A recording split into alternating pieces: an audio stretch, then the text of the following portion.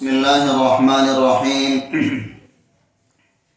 الحمد لله رب العالمين، والصلاة والسلام على سيد الأنبياء والمرسلين وعلى آله وأصحابه أجمعين، أما بعد.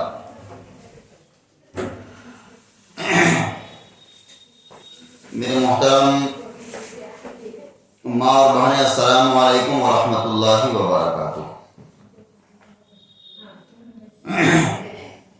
سورہ بقرہ آیت نمبر 195 تک ہم لوگ پڑھ چکے تھے. آج سورہ بقرہ آیت نمبر 196 سے پڑھنا ہے انشاءاللہ. آگے یہاں سے حج کے احکام شروع ہو رہے ہیں، حج کی حکمت، حج کا فلسفہ اور بھی حج کے بارے میں. اور ہم نے بتایا تھا پچھلے ہفتہ ہی کہ حج اسلام کا ایک رکن عظیم ہے، اور اس کی فرضیت کب ہو جاتی ہے یہ بھی بتلایا تھا.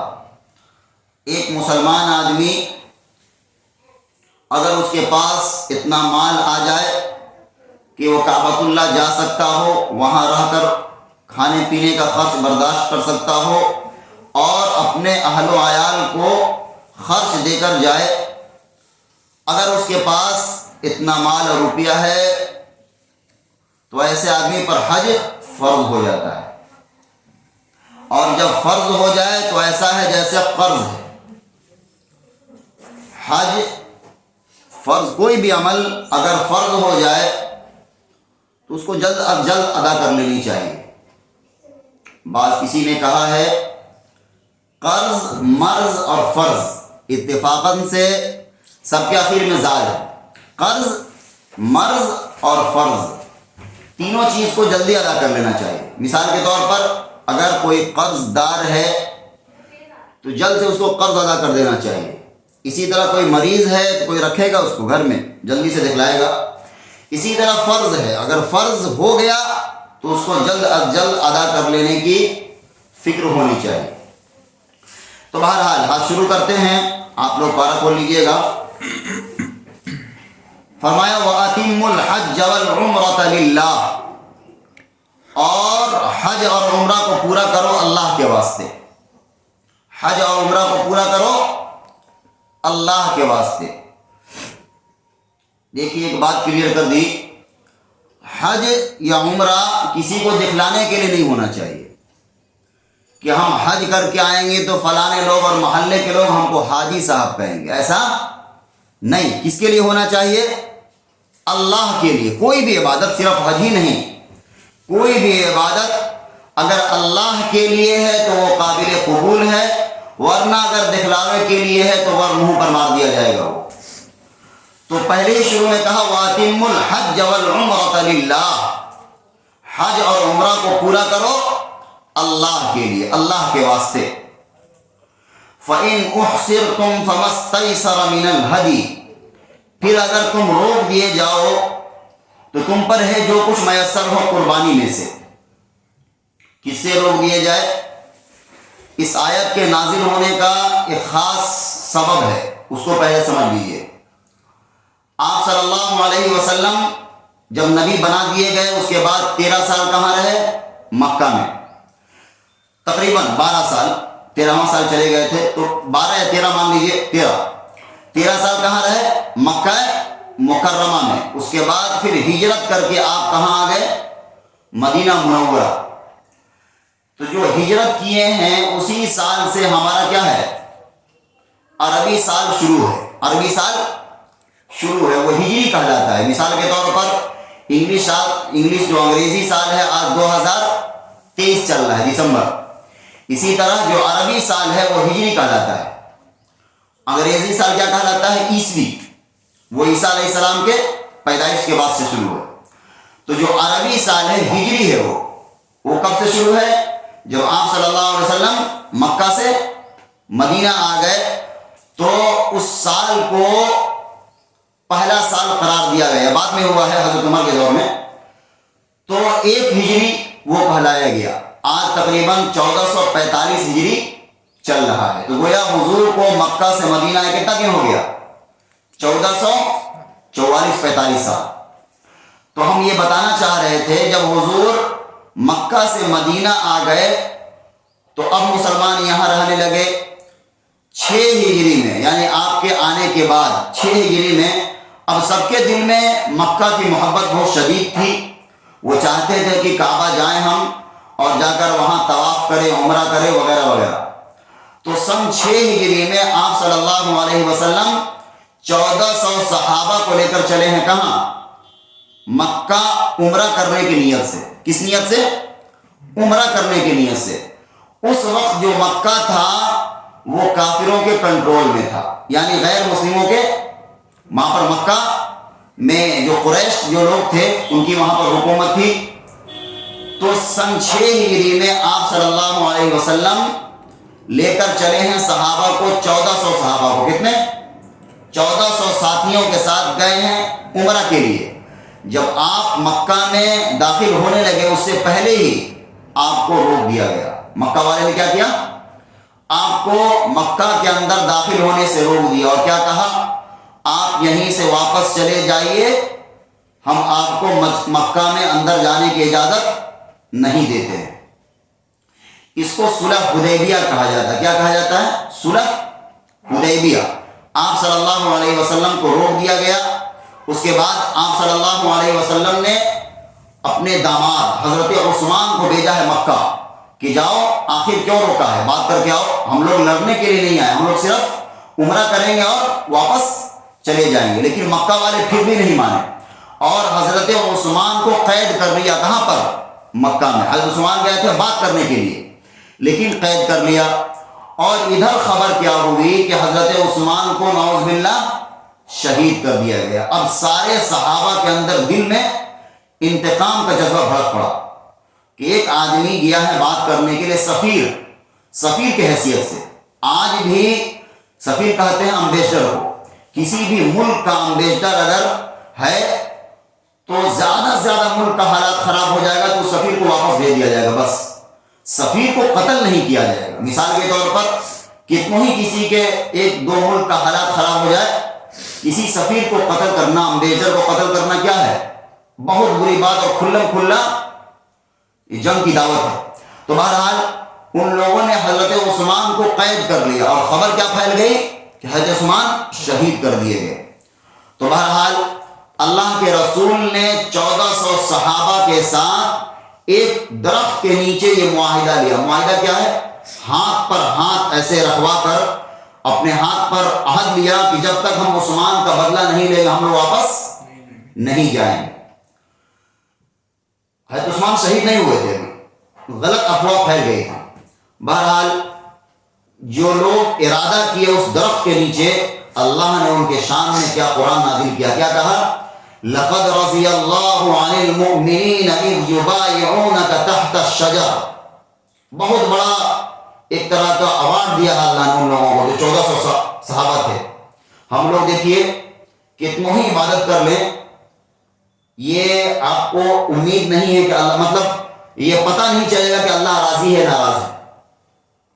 چاہے کوئی آدمی دن بھر سجدہ میں رہے، یہ بھی ہو سکتا ہے. ظاہر سی بات ہے اللہ قبول ہی کرے گا، اللہ راضی ہو جائے گا، لیکن آپ یقینی طور پر نہیں کر سکتے ہیں. اور وہ جو 1400 صحابہ تھے ان کو ریٹن میں لکھ کے دیا ہے قرآن نے. کیا؟ لقد رضی اللہ عن المؤمنین. تحقیق کہ اللہ ان لوگوں سے راضی ہو گیا. کون لوگ سے؟ اذ یبایعونک تحت الشجر.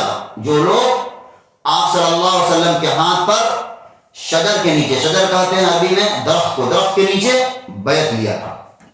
تو 1400 صحابہ تھے، ان کی بڑی فضیلت ہے. قرآن نے باضابطہ کہا کہ اللہ ان سے راضی اور خوش ہو گیا. کتنی بڑی فضیلت والی بات. تو بہرحال یہ سارا کچھ ہوا. غلط افواہ پھیل گئی تھی کہ حضرت عثمان شہید کر دیے گئے، لیکن شہید نہیں ہوئے تھے. بعد میں حضرت عثمان آ گئے. اس کے بعد ایک معاہدہ ہوا. کیا معاہدہ ہوا؟ کانٹریکٹ ہوا حضور کے درمیان اور مکہ والوں کے درمیان. اور اس کانٹریکٹ کو کیا کہا جاتا ہے؟ صلح حدیبیہ. اس میں آپ صلی اللہ علیہ وسلم کی طرف سے کچھ شرط، بلکہ کم ہی شرط تھا، زیادہ مکہ والے شرط رکھے تھے. کیا پہلا شرط کیا تھا مکہ والوں کی طرف سے؟ آپ اس سال عمرہ یا حج نہیں کر سکتے، آپ واپس چلے جائیے بغیر عمرہ کیے ہوئے. اسی طرح دوسرا شرط، اگر کوئی مکہ سے بھاگ کر مدینہ جائے گا تو آپ کو واپس کرنا ہوگا. سمجھے بات؟ کانٹریکٹ میں کیا بات ہو رہی تھی؟ اس سال آپ عمرہ نہیں کریں گے، واپس چلے جائیں گے. دوسرا شرط، مکہ سے اگر کوئی بھاگ کر کوئی آدمی مسلمان ہو کر مدینہ چل جائے گا تو آپ ہمیں واپس کر دیجیے گا، اور مدینہ سے کوئی بھاگ کر مکہ آ جائے گا تو ہم واپس نہیں کریں گے.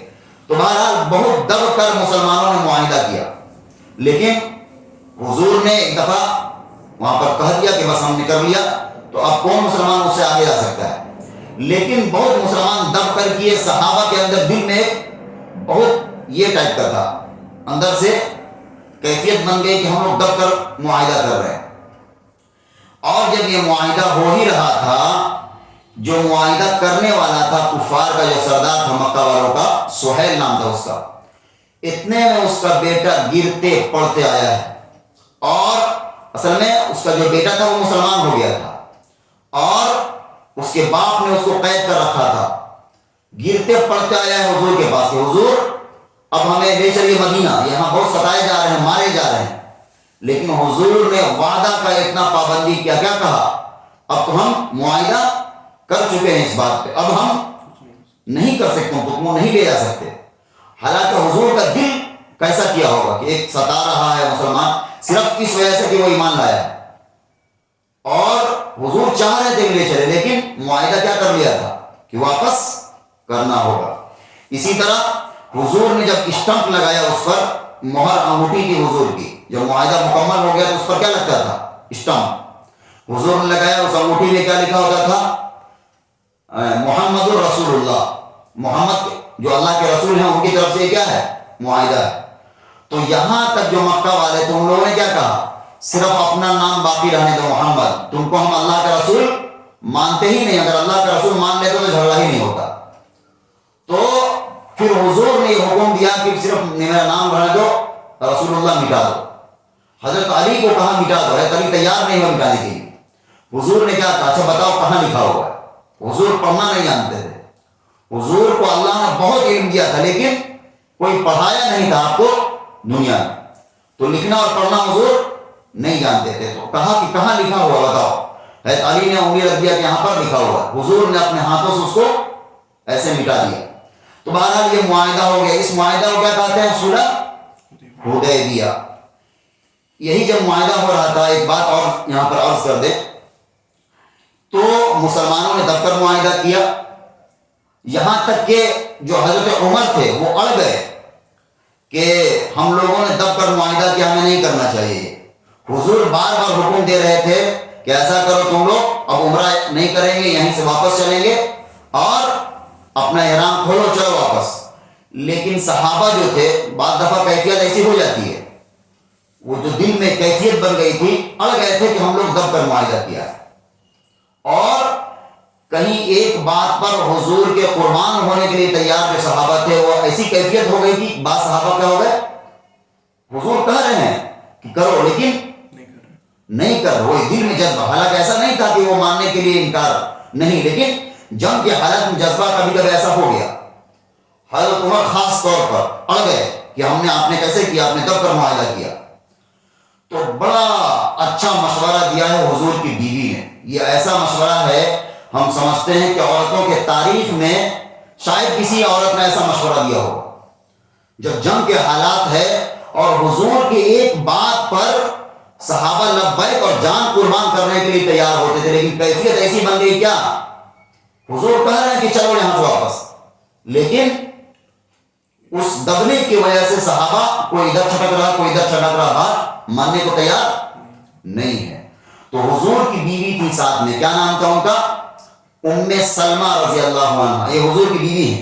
حضور پریشان، اب سب سچویشن کچھ ایسا ہو گیا، کوئی ادھر جا رہا کوئی ادھر جا رہا. تو ام سلمہ رضی اللہ عنہ نے کیا مشورہ دیا حضور کو؟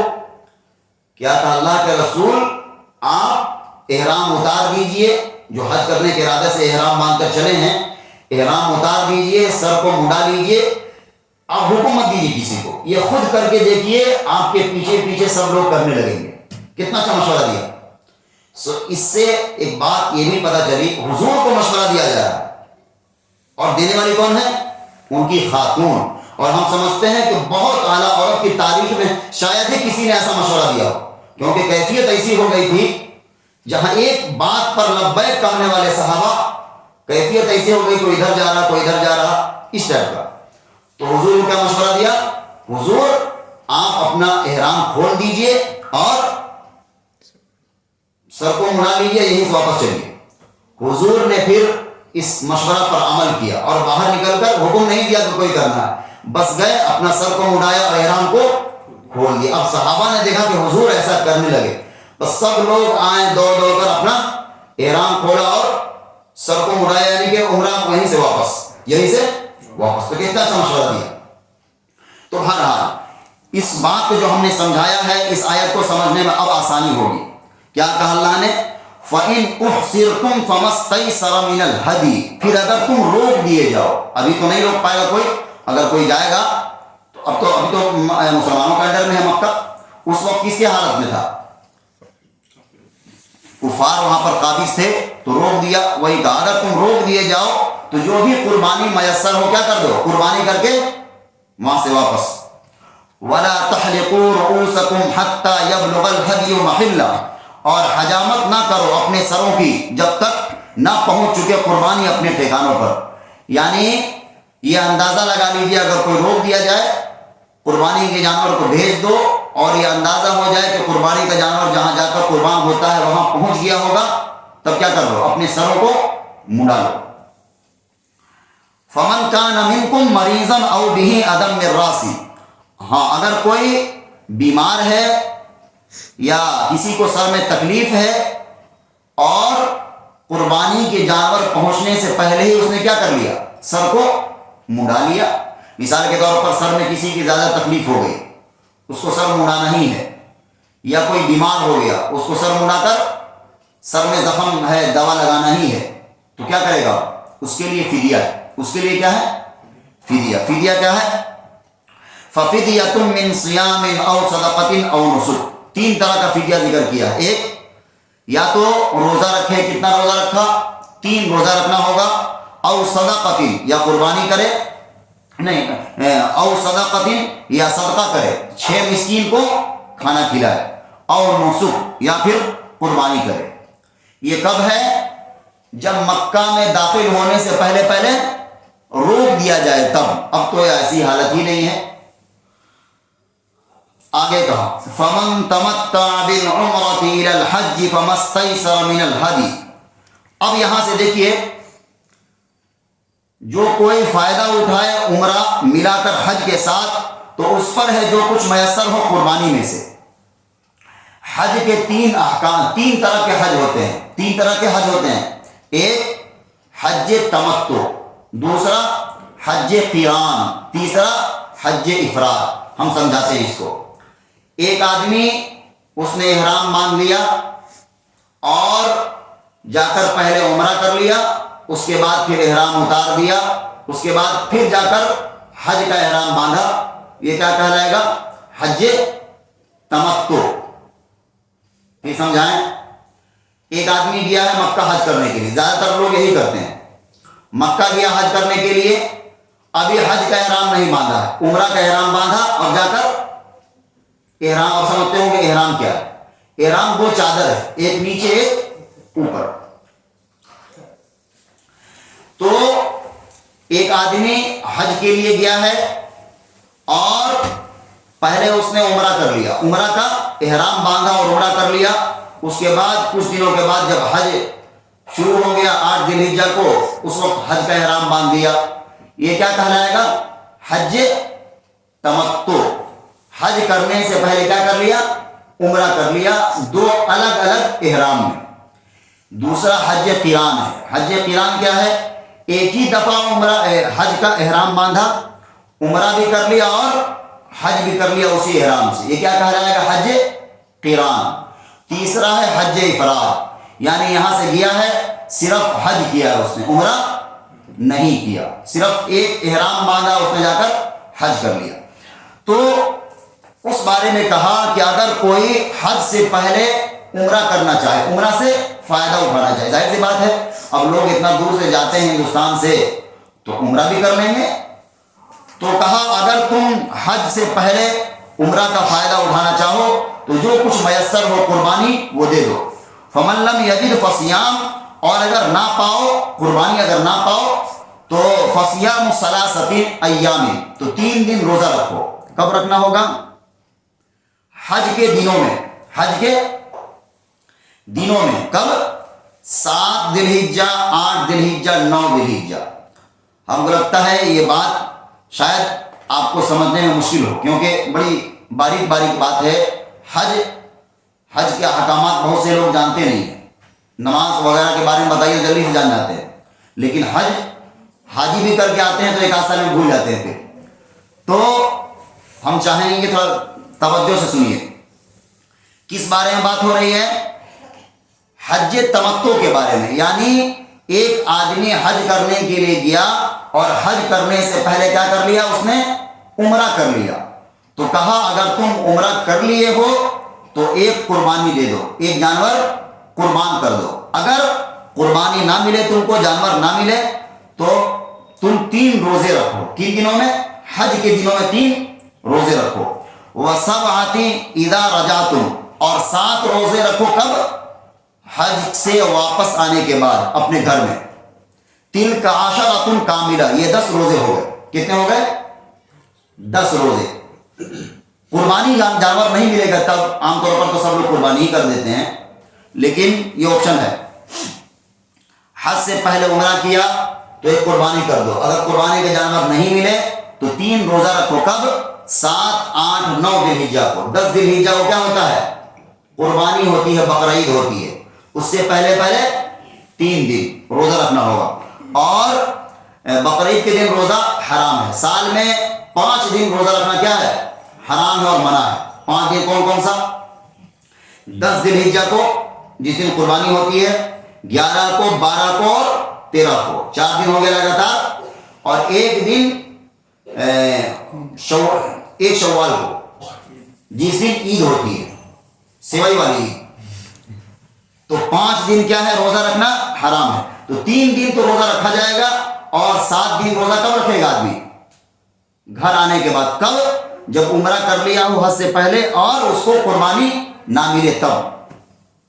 آگے کہا واتقوا اللہ واعلموا ان اللہ شدید العقاب، اور ڈرتے رہو اللہ سے اور جان لو کہ بے شک اللہ کا عذاب سخت ہے۔ امید ہے کہ آیت سمجھ گئی ہوں گی۔ آگے الحج اشہر معلومات، حج کے مہینے چند حج کے مہینے ہیں۔ عام طور پر حج کن دنوں میں ہوتا ہے؟ 5 دن حج ہوتا ہے، 8 ذی الحجہ، 9 ذی الحجہ، 10، 11، 12، 13، ایک دن اور مان لیجیے۔ اصل کون دن ہے؟ 9 ذی الحجہ اصل حج کا دن ہے۔ 9 ذی الحجہ سمجھتی ہیں؟ 10 ذی الحجہ کو قربانی ہوتی ہے، قربانی سے ایک دن پہلے، اس دن یوم عرفہ ہے۔ اس دن کیا ہے؟ یوم عرفہ۔ تو پہلے کیا کہا؟ الحج اشہر معلومات، حج کے مہینے معلوم ہیں۔ فمن فرض فیہن الحج فلا رفث ولا فسوق ولا جدال فی الحج، پھر جس شخص نے لازم کر لیا ان میں حج کرنا، لازم کر لیا مطلب ایک آدمی یہاں سے گیا ہے حج کی نیت سے، اس نے نیت کر لیا اور احرام باندھ لیا، تو کیا ہو گیا؟ اب حج اس پر ضروری ہو گیا، فرض ہو گیا اپنے اوپر، اس نے حج کو لازم کر لیا۔ تو احرام باندھ لینے کے بعد کچھ قید و بند ہے، کچھ کیا ہے؟ پابندی کرنی ہوگی۔ احرام ہم نے بتلا دیا کیا ہے۔ احرام 2 کپڑا ہے، ایک نیچے ایک اوپر، چادر کی شکل میں۔ تو احرام باندھ لیا اور حج کا نیت کرنے کے بعد اب اس کو کچھ نہ کچھ قید و بند ہے، اسی کو بتا رہے ہیں۔ فمن فرض فیہن الحج، تو جس شخص نے لازم کر لیا اپنے اوپر یعنی احرام باندھ لیا، فلا رفث ولا فسوق ولا جدال فی الحج، 3 چیز بتلایا ہے۔ احرام باندھ لینے کے بعد 3 چیز سے منع کیا ہے۔ کیا؟ فلا رفث، بے حجاب ہونا عورتوں سے، عورتوں سے کیا ہونا؟ بے حجاب ہونا، کیا مطلب؟ ساتھ میں اگر میاں اور شوہر بیوی حج کر رہے ہیں اور احرام باندھ لیا تو وہی پابندی ہو گئی جو اعتکاف میں پابندی ہوتی ہے۔ مثال کے طور پر اس سے شہوت نہیں کر سکتے، یا اور بھی جو تعلق ہوتا ہے میاں بیوی کا وہ نہیں کر سکتے، بلکہ لذت والی گفتگو بھی نہیں کر سکتے۔ بات سمجھ میں آ گئی؟ ایک احرام باندھ لیا، میاں بیوی ساتھ میں ہیں، تب بھی ایسی گفتگو جو پرائیویٹ ہوتی ہے گفتگو، آپ سمجھ گئی ہوں گی، اس طرح کی بات جس سے شہوت بھڑکے یا لذت والی بات وہ نہیں کر سکتی میاں بیوی بھی، چل جائے کہ اس سے آگے تو بڑھ نہیں سکتے، بات تک منع کیا ہے۔ اس طرح کی بات کرنے سے کیا ہو رہا؟ اس طرح کی بات جس سے آگے جا کر نفسانی خواہشات بھڑکے احرام کی حالت میں منع ہے، اور آگے جو تعلق ہوتا ہے میاں بیوی کا وہ تو بہت سختی سے منع ہے، تو وہ نہیں کر سکتے۔ دوسرا ولا فسوق، اور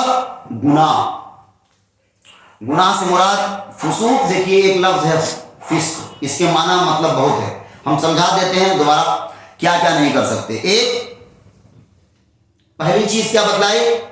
میاں بیوی کا جو تعلق ہوتا ہے وہ قائم نہیں کر سکتے، بلکہ اس بارے میں آگے قدم نہیں بڑھا سکتے، یعنی کہ بات بھی نہیں کر سکتے شہوت اور لذت والی۔ دوسری چیز، احرام باندھنے کے بعد خوشبو استعمال نہیں کر سکتے، خوشبو استعمال نہیں کر سکتے۔ اسی طرح احرام باندھنے کے بعد ناخن بال نہیں کاٹ سکتے۔ احرام باندھنے کے بعد یہ سب تو مردوں کے ساتھ تھا، نہیں یہ تو سب کے ساتھ ہے۔ عورتوں کے ساتھ کیا ہے؟ سلا ہوا کپڑا نہیں پہن سکتے، لیکن عورتوں کے لیے چھوٹ ہے، عورت سلا ہوا کپڑا پہن سکتی ہے، مرد سلا ہوا کپڑا نہیں پہن سکتا۔ اسی طرح مرد اپنے سر کو نہیں ڈھانپ سکتا، مرد اپنے سر کو نہیں ڈھانپ سکتا۔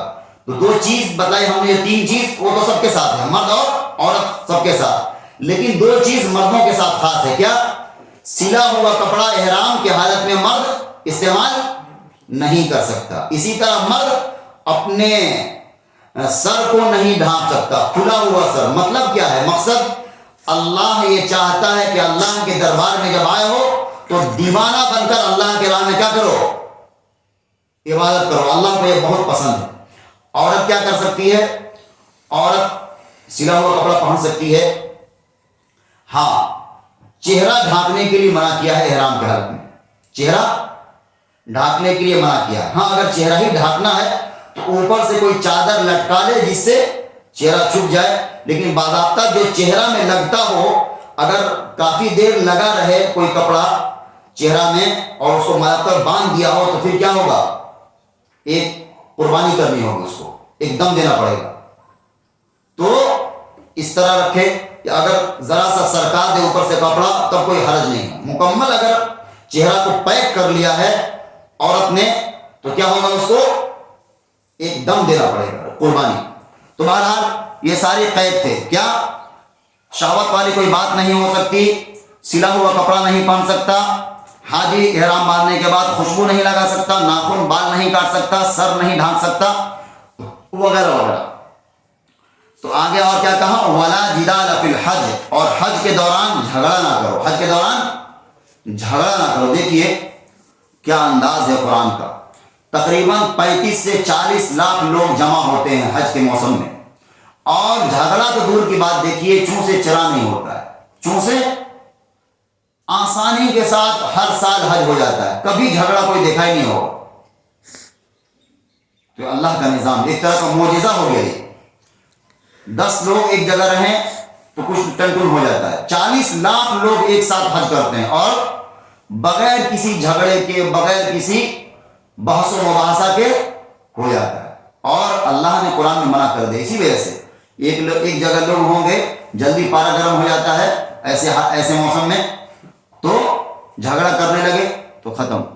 تو جھگڑا اس وجہ سے بھی لوگ نہیں کرتے ہیں کہ اللہ نے منع کیا ہے۔ دوسرا، اتنے دور سے اتنا پیسہ خرچ کرنے کے لیے گیا ہے اور جھگڑا میں ٹائم لگا دیا اور حج ختم ہو گیا تو پھر بیچارہ کو نقصان ہو گیا۔ تو بہرحال الحمدللہ وہاں جھگڑا وغیرہ نہیں ہوتا، آرام سے سکون سے حج ہو جاتا ہے۔ آگے فرمایا وما تفعلوا من خیر یعلمہ اللہ، اور جو کچھ تم کرتے ہو نیکی اللہ اس کو جانتا ہے، یعنی اللہ کو دکھلانے کی ضرورت نہیں ہے، اللہ کیا کرتا ہے؟ اللہ جانتا ہے جو تم نیکی کر رہے ہو۔ آگے فرمایا وَتَزَوَّدُوا فَإِنَّ خَيْرَ الزَّادِ التَّقْوَىٰ، اور زاد راہ لے لیا کرو۔ زاد راہ سے مراد، اب وہاں جاؤ گے تو سفر میں خرچ لے لیا کرو۔ زاد راہ سے مراد کیا ہے؟ خرچ لے لو، وہاں پر جا کر کسی کے سامنے ہاتھ نہیں پھیلاؤ، اپنا خرچ کا سامان لے لو، روپیہ پیسہ جو بھی لے لو، یا اور بھی زاد راہ لے لو۔ اور آگے کہا فَإِنَّ خَيْرَ الزَّادِ التَّقْوَىٰ، اور سب سے بہتر زاد راہ تو کیا ہے؟ تقویٰ، مطلب اللہ سے ڈرنا۔ وَاتَّقُونِ يَا أُولِي الْأَلْبَابِ، اور مجھ سے ڈرتے رہو اے عقل مندو۔ اللہ نے کیا کہا؟ مجھ سے ڈرتے رہو اے عقل مندو۔ بات سمجھ میں آ گئی ہوگی، آگے بڑھتے ہیں۔ لَيْسَ عَلَيْكُمْ جُنَاحٌ أَن تَبْتَغُوا فَضْلًا مِّن رَّبِّكُمْ، کچھ گناہ نہیں تم پر کہ تلاش کرو فضل اپنے رب کا۔ یعنی یہ کہا ہے حج کے لیے جا رہا کوئی آدمی، دور دور سے آ رہا، ہندوستان سے آ رہا، کوئی جاپان سے آ رہا، امریکہ سے آ رہا، کہاں سے آ رہا، تو اگر ساتھ میں کوئی آدمی ایسی چیزیں رکھ لے کہ حج کے بعد اس کو بیچ کر اپنا پیسہ کما لے، یہ منع نہیں ہے، یہ منع نہیں، یعنی تجارت کر سکتا ہے جا کر وہاں۔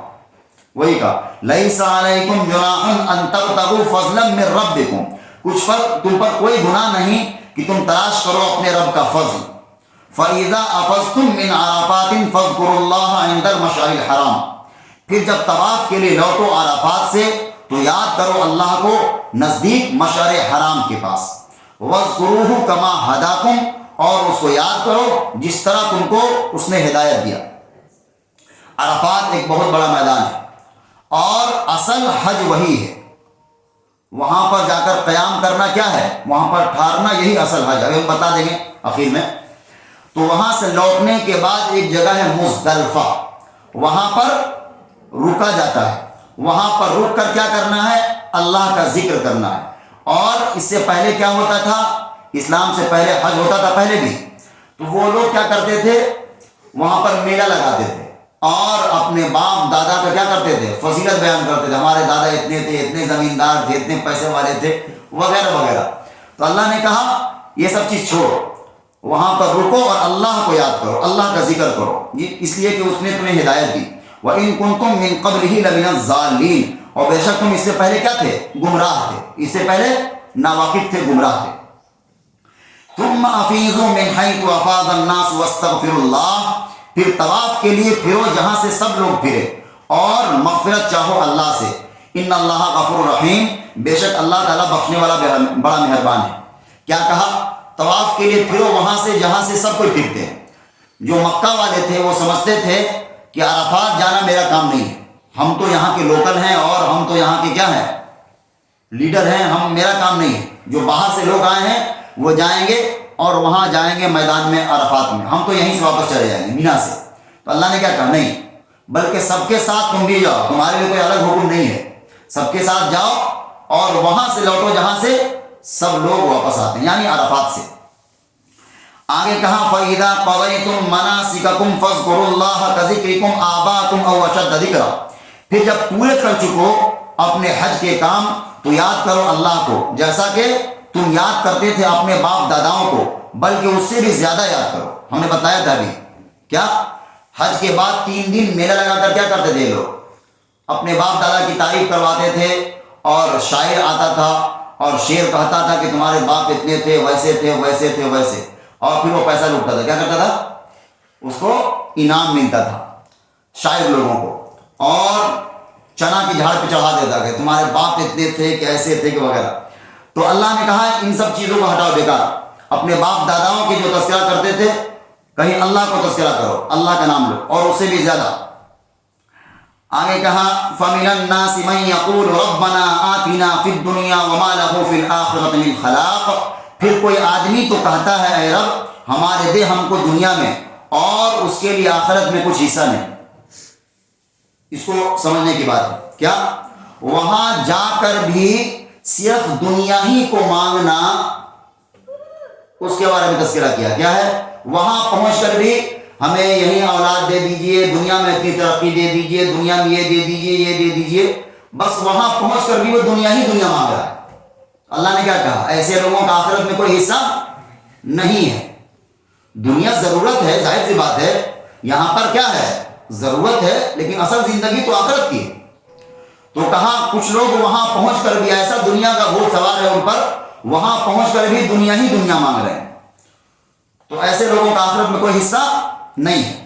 آگے کہا وَمِنْهُمْ مَنْ يَقُولُ رَبَّنَا آتِنَا فِي الدُّنْيَا حَسَنَةً وَفِي الْآخِرَةِ حَسَنَةً وَقِنَا عَذَابَ النَّارِ، اور کوئی انہیں کہتا ہے اے رب ہمارے دے ہم کو دنیا میں بھی خوبی اور آخرت میں بھی خوبی، اور بچا ہم کو دوزخ کی عذاب سے۔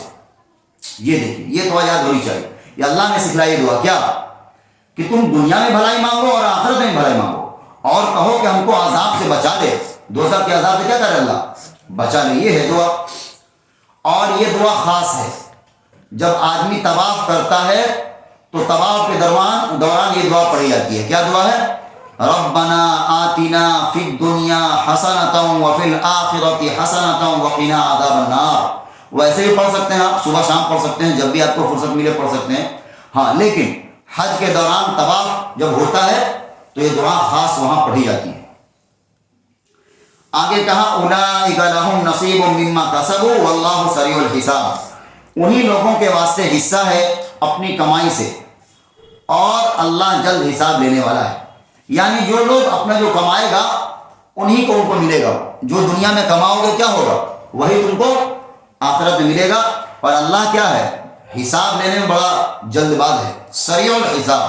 اب دیکھیے کمپیوٹر کا دور، ہم گھنٹوں کا کام کیا کر لیتے ہیں؟ حساب کر لیتے ہیں منٹوں میں، تو اللہ تو جو پوری دنیا کو بنانے والا ہے وہ کتنا جلدی حساب کر لے گا۔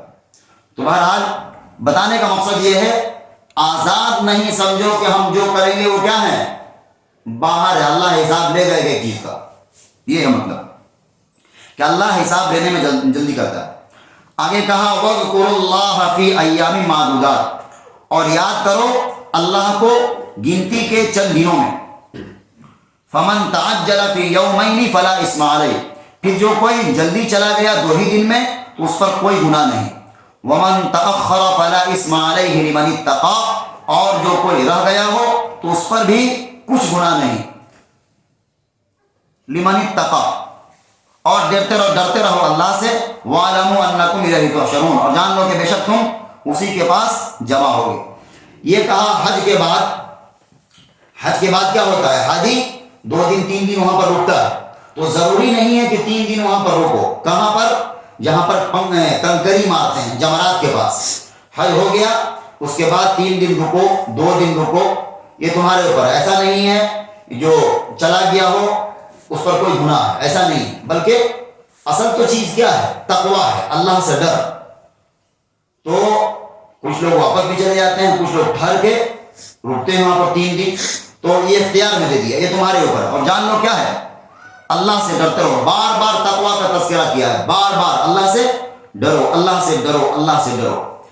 تو امید ہے کہ یہ باتیں آپ کو سمجھ میں آ گئی ہوں گی۔ اگر بات سمجھ میں نہیں آئے، کوئی سوال ہے ذہن میں تو آپ پوچھ سکتی ہیں، کیونکہ یہ بڑا کم آتا ہے، تذکرہ حج کا کم ہوتا ہے۔ نماز وغیرہ تو آپ جانتی ہیں، روزہ وغیرہ اور بھی مسائل، حج کے مسائل لوگ کم جانتے ہیں۔ تو بہرحال یہ حج کا تذکرہ آیا، اور بہت سارے احکامات آئے، ہم نے کوشش کیا کہ اس کو الگ الگ کر کے ٹھہر کے سمجھائیں۔ پھر بھی اگر کوئی بات نہیں سمجھ میں آئی ہو تو آپ سوال کے ذریعے پوچھ لیجئے گا۔ ایک دفعہ ہم چاہتے ہیں کہ حج کا طریقہ بتلا دیں، حج کا، ابھی ہے 10-15 منٹ، حج کا طریقہ بتلا دیں، کیونکہ آدمی جانتا ہے مسلمان کی نماز اس طرح پڑھی جاتی ہے، روزہ جانتا ہے کہ اتنا سے اتنا رکھنا ہے، حج نہیں جانتا ہے، کیونکہ حج ہوا نہیں ہوتا ہے۔ تو ہم یہ چاہتے ہیں کم سے کم ایک دفعہ آپ کے سامنے سے گزر ہی جائے۔ اول تو دعا ہے کہ اللہ تعالی ہم تمام لوگوں کو حج کی دولت نصیب فرمائے۔ تو ایک دفعہ چاہتے ہیں کہ حج کا طریقہ آپ کے سامنے سے گزر جائے، بس 5 منٹ میں جلدی سے۔ ہم نے بتلایا حج کتنے دنوں میں ہوتا ہے؟ 5 دن میں۔ کتنے دن میں؟ 5 دن 6 دن۔ 8 تاریخ کو حج کا احرام باندھ کر، 8 کون تاریخ؟ 8 ذی الحجہ، 10 ذی الحجہ کو قربانی ہوتی ہے، اس سے 2 دن پہلے 8 تاریخ کو شام میں احرام باندھ کر کہاں آدمی آتا ہے؟ حاجی ایک میدان ہے مینا، وہاں پر آتا ہے. اس کے بعد وہاں صبح چلتا ہے، وہاں مینا سے صبح سویرے وہاں سے چلا آ گیا کہاں پر؟ عرفات. ایک بہت بڑا میدان ہے عرفات، اور اصل حج کیا ہے؟ عرفات ہی ہے. ابھی آپ کے کالونی سے پچھلے سال گئے تھے قاف صاحب، ان سے ایسی بات ہو رہی تھی کہ ایک چیز علم میں آئی، بتلایا کہ جو لوگ حج کے لیے جاتے ہیں اور اگر بیمار ہو گیا، اور اس طرح بیمار ہو گیا کہ بے ہوش ہو گیا، کامن ہے، تب بھی اس کو ایروپلین کے ذریعے، ہیلی کاپٹر کے ذریعے اس کو 5 ہی منٹ کے لیے لاتا ہے ضرور اس میدان میں. ظاہر سی بات ہے، اگر عرفات چھوٹ گیا تو حج ہی چھوٹ گیا. وہاں پر 5 ہی منٹ کیوں نہ، تھوڑی ہی دیر وہاں پر ٹھہرنا ہوگا، یہ اصل ہے. تو بہرحال ہم بتا رہے تھے 8 تاریخ کو مکہ سے چلنا ہے، بھیڑ کی وجہ سے 7 تاریخ کو ہی لا دیتا ہے، اس میں بھی کوئی حرج نہیں. احرام باندھ کر کہاں چلنا ہے؟ مکہ سے. ٹھہرنا کہاں آ کر؟ ایک جگہ ہے مینا، وہاں پر رکنا ہے. وہاں پر رات میں رہ کر صبح چلنا ہے عرفات کے لیے 9 تاریخ کو. کب؟ 9 تاریخ کو عرفات کے لیے چلنا ہے. اور تقریباً ظہر سے پہلے لوگ پہنچ جاتے ہیں، 10 بجے 11 بجے تک لوگ پہنچ جاتے ہیں حاجی.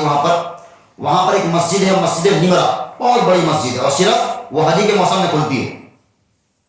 وہ عرفات کے میدان سے باہر ہے. وہاں پر ظہر اور عصر ملا کر ایک ساتھ پڑھنا ہے. دیکھیے اب حکمت، ابھی عصر کا وقت نہیں ہوا ہے، لیکن حکم کیا ہے؟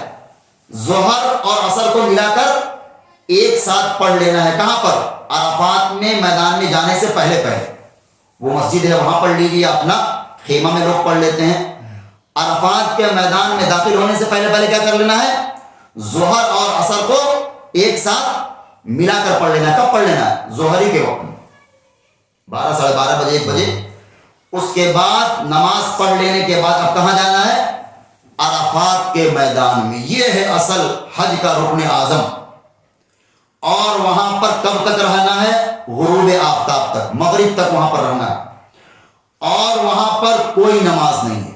میدان میں کیا ہے؟ کوئی نماز نہیں ہے. صرف کیا ہے؟ دعا ہے. آپ جتنا اللہ سے شدت کے ساتھ دعا مانگ سکتے ہیں.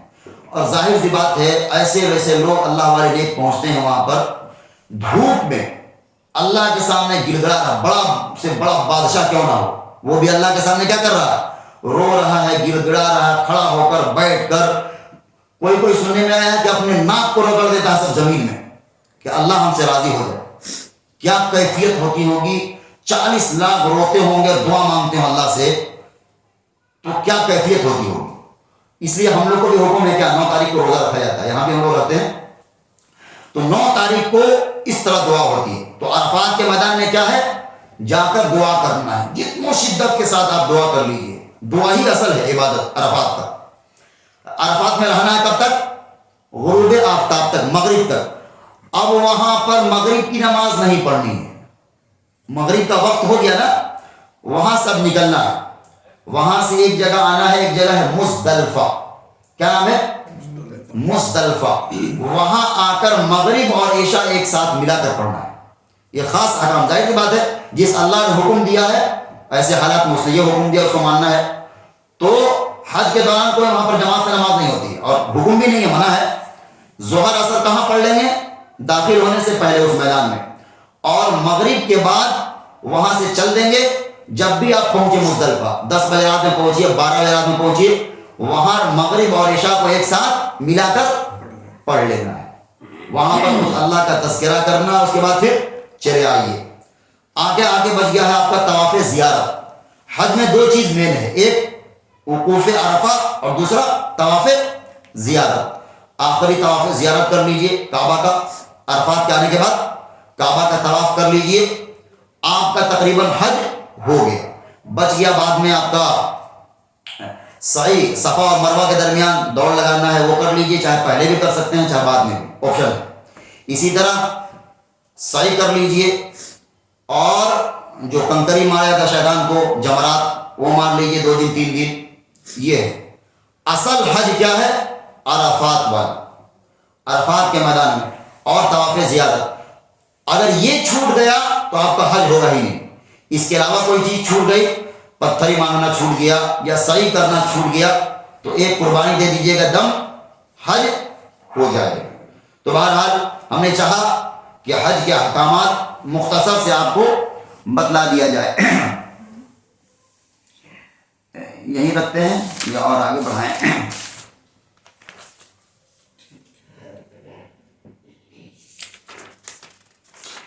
2-3 آیت اور پڑھ لیتے ہیں 2-3 منٹ میں انشاءاللہ. آگے کہا وَمِنَ النَّاسِ مَن يُعْجِبُكَ قَوْلُهُ فِي الْحَيَاةِ الدُّنْيَا وَيُشْهِدُ اللَّهَ عَلَى مَا فِي قَلْبِهِ وَهُوَ لَدُّ الْخِصَامِ. اور بعض آدمی وہ ہیں کہ پسند آتی ہے تجھ کو اس کی بات دنیا کی زندگانی میں، دنیا کی زندگانی کے کاموں میں، اور گواہ کرتا ہے اللہ کو اپنے دل کی بات، اور وہ سخت جھگڑالو. یہاں پر ایسے لوگوں کا تذکرہ کیا کہ جب آپ صلی اللہ علیہ وسلم سے وہ لوگ ملتے تھے تو ایسا ملتے تھے، یہ لگتا تھا کہ ہم سے ان سے زیادہ کوئی ہمدرد ہے ہی نہیں. اور جب آپ کے پیچھے گھومتے تھے کیا کرتے تھے؟ ایک طرف کٹر آپ کے دشمن تھے. اصل میں یہ آیت ہے ایک خاص آدمی کے بارے میں. اس کا کیا نام تھا؟ اخنس بن شریح نام تھا اس کا. لیکن یہ کردار ہے، ہر معاشرے میں ایسے لوگ ہوتے ہیں، آپ کے پاس بیٹھیں گے، آپ سے بات کریں گے، لگے گا کہ آپ کو اس سے زیادہ ہمدرد میرا کوئی ہے ہی نہیں. اور جب آپ کے پیچھے پھیٹے ہوں گے تو آپ کے دشمنی میں اور اس طرح کی بات کریں گے. تو وہی کہا کہ بعض لوگ وہ ہیں جو آپ کے پاس یعنی آپ صلی اللہ علیہ وسلم سے ملتے ہیں تو آپ سے بڑی اچھی بات کرتے ہیں اور گواہ بناتے ہیں اللہ کو کہ قسم سے ہم یہ بات اللہ ہم کو دیکھ رہا ہے. دیکھیے کتنی خراب آدمی ہے. ایک تو مکاری کر رہا ہے، اوپر سے بیچ میں اللہ کو گواہ بنا رہا ہے. کیا؟ اللہ جانتا ہے جو بھی کر رہے ہیں ہم بالکل نیک کر رہے ہیں، تمہارے بھلائی کے لیے کر رہے ہیں. اس طرح کی بات. اور ان کے دل میں کیا ہے؟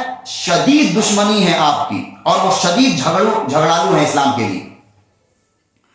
آگے کہا وَإِذَا تَوَلَّى سَعَىٰ فِي الْأَرْضِ لِيُفْسِدَ فِيهَا وَيُهْلِكَ الْحَرْثَ وَالنَّسْلَ وَاللَّهُ لَا يُحِبُّ الْفَسَادَ. اور جب پھرے تیرے پاس سے، یعنی جب آپ سے واپس ہوتے ہیں تو دوڑتا ہے ملک میں تاکہ خرابی ڈالے اور تباہ کر دے کھیتیوں کو اور جانوں کو، اور اللہ پسند نہیں کرتا ہے فساد کرنے والوں کو. اسی آدمی کے بارے میں تذکرہ کیا. ایسے ہم نے بتایا اس آدمی کا نام اخنس بن شریح تھا وہ آدمی. لیکن یہ صرف ایک آدمی کا نہیں ہے بلکہ ایک کردار ہے، ایک کریکٹر ہے، ہر معاشرے میں ہوتا ہے. آپ سے ملے گا لگے گا کہ میرا بہت بڑا ہمدرد ہے، اور پیٹھ پھیرنے کے بعد آپ کے نیچے سے زمین کھودنا شروع کر دے گا. یہ بڑی بدترین درجہ ہے، منافقت کی بہت خراب ہے، بہت اعلیٰ درجہ. ایک تو جو دشمن ہے آپ کا سامنے ہے اس سے اتنا خطرہ نہیں ہے، لیکن جو آستین کا سانپ ہے اس سے زیادہ خطرہ ہے. کسی شاعر نے بڑی اچھی بات کہی ہے کہ چھوڑ دے دو رنگی یک رنگ ہو جا.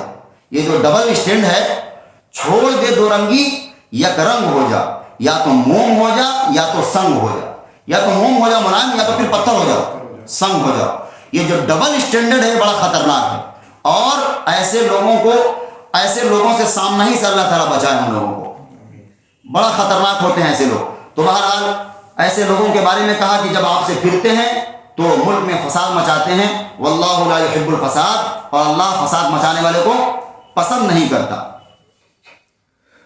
وَإِذَا قِيلَ لَهُ اتَّقِ اللَّهَ أَخَذَتْهُ الْعِزَّةُ بِالْإِثْمِ فَحَسْبُهُ جَهَنَّمُ وَلَبِئْسَ الْمِهَادُ. اور جب اس سے کہا جاتا ہے کہ اللہ سے ڈرو تو وہ آمادہ کرے اس کو غرور اور گناہ پر، سو کافی ہے اس کو دوزخ، اور وہ اسی میں رہے گا. یعنی کہ وَلَبِئْسَ الْمِهَادُ، بری جگہ ہے دوزخ. ایسے لوگوں کو جب کہا جائے کہ اللہ سے ڈرو، جو اس طرح کے لوگ ہوتے ہیں، تو کیا کہتے ہیں؟ نہیں ہم تو صحیح کہہ رہے تھے.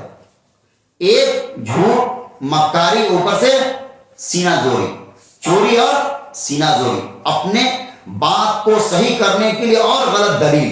تو کیا کہا؟ ایسے لوگوں کا ٹھکانہ کیا ہے؟ جہنم ہے. وَلَبِئْسَ الْمِہَادُ، اور وہ بہت بری جگہ ہے ٹھہرنے کی.